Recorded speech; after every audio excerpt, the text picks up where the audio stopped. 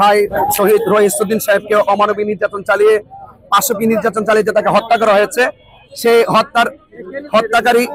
হত্যাকারীদেরকে বিচারের দাবিতে আমাদের অর্থাৎ যিনি ভিকটিম তার স্ত্রী থানার মধ্যে মামলা দায়ের করেছেন, কিন্তু এই পর্যন্ত থানা প্রশাসন মামলাটা নিচ্ছেন না এবং আমাদের সাথে বিভিন্ন ধরনের কথাবার্তা বলেছেন। কিন্তু যে কথাবার্তাগুলোতে আমরা অত্যন্ত মর্মাহত হয়েছি।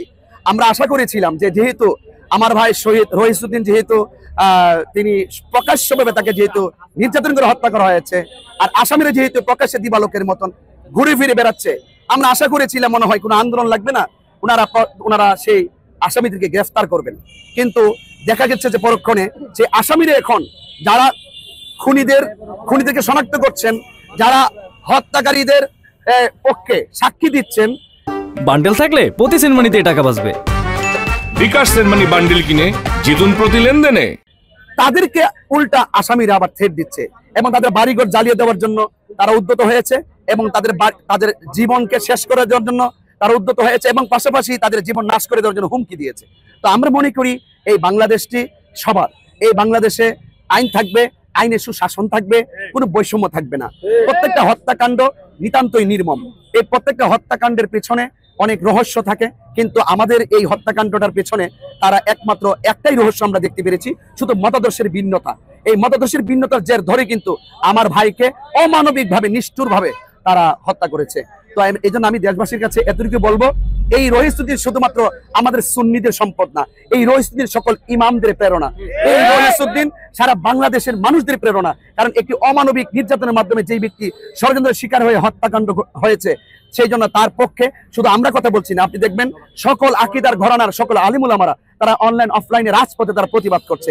এত বড় একটি প্রতিবাদের মুখে প্রশাসন কোনো মামলাটা নিচ্ছে না এবং তার পিছনে কি দুরভিসন্ধি রয়েছে, আমরা ঊর্ধ্বতন কর্মকর্তার মাধ্যমে তার রহস্য উদ্ঘাটন করতে চাই। পরবর্তীতে আমাদের স্টেপগুলো আপনারা জানেন, আমি কিছুক্ষণ আগে বলেছি, আগামীকাল আমাদের কর্মসূচির অংশ হিসেবে আমরা রাজধানী ঢাকা প্রেস ক্লাবে আমাদের বেলা ৩টায় কর্মসূচি ঘোষণা করা হয়েছে। ধাপে ধাপে একের পর আপনারা জানেন সারা বাংলাদেশেই এই প্রতিবাদের বিস্তৃতি কিন্তু অনেক জোয়ার কিন্তু বেশি বেড়ে গেছে। তো সেই জন্য ওনার প্রশাসন যত স্বজনপ্রীতি করবে, কাহিনী করবে, আমাদের বাহিনী রাস্তায় একের পর এক নেমে যাবে। এটা পরিষ্কার। সুন্নিরা পানের জলে বেশে আসা কচুরি পানা নয়।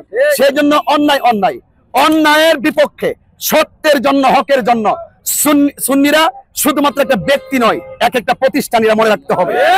সেই জন্য আপনাদের প্রশাসনকে আমি বিনীতভাবে অনুরোধ করব, আপনারা সত্যের কথা বলেন। এই আল্লামা শহীদ রহিসউদ্দিনকে যেভাবে নির্মমভাবে শহীদ করেছে, আপনাদের গাজীপুরে আছেন হয়তো প্রতিনিধি, আপনারা একটু পুবাইলে যাবেন, সেখানে গিয়ে এলাকার মানুষদের যে সাক্ষীগুলো সেগুলো আপনারা নিলে আপনি বুঝতে পারবেন। আপনাদের কাছে আমার একটা অনুরোধ থাকবে, আপনারা সত্য কথা বলেন।